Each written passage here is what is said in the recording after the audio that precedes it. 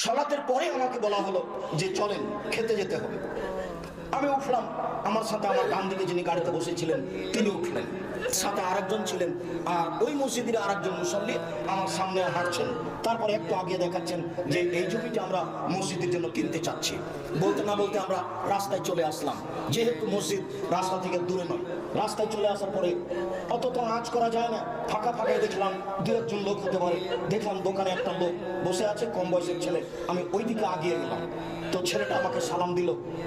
দেওয়ার পরে আমি ঘুরে দাঁড়াতেই দেখলাম যে একটা গাড়ি সামনে এসে দাঁড়ালো, না আগে থেকে ছিল তা আমি বলতে পারবো না, তবে আমরা যে গাড়িতে সিলেট থেকে এসেছি সেই গাড়ি নয়।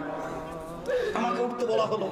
আমার আগে দেখি হুমায়ুন কবির রিপন উঠে বসেছে, আমি তার পাশে বসলাম। যখন আমার বসা শেষ হয়েছে তখনই 18 থেকে 20 বছরের একটা ছেলে আমার এই পাঞ্জাবির গলার ডান দিক ধরে খুব জোরে টান দিয়েছে। ঘটনাটা আমি খুব বেকায়দা মনে করে বললাম, কি ব্যাপার, ঘটনা এ কি? ইন্নালিল্লাহ। এই কথা বলতেই হুমায়ুন কবির রিপন আমাকে তার বাম দিকে করে দিল, আর তিনি আমার ডান দিকে হয়ে গেলেন।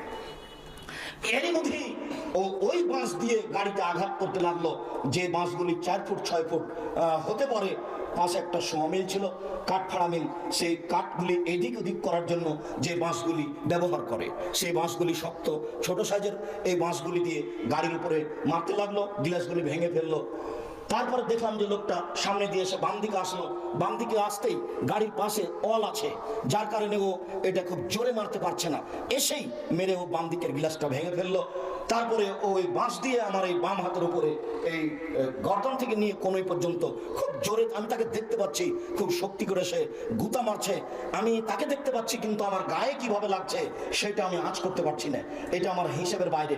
আমি ড্রাইভারকে বলছি, আরে তুমি গাড়ি স্টার্ট দাও না, আরে তুমি গাড়িটা স্টার্ট দাও না, আমি এ কথা বলতে আছি, কিন্তু সে আমার কথা নিতে চাচ্ছে না।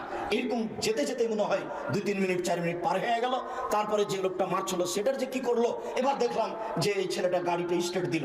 গাড়িটা স্টার্ট দেওয়ার পরে অনুমান 15 হাত গিয়ে গাড়িটা থামিয়ে দিল। এখন যারা ছবি ধরছে তারা এসেছে, যখন ঘটনা ঘটেছে তখন কেউ ছিল না।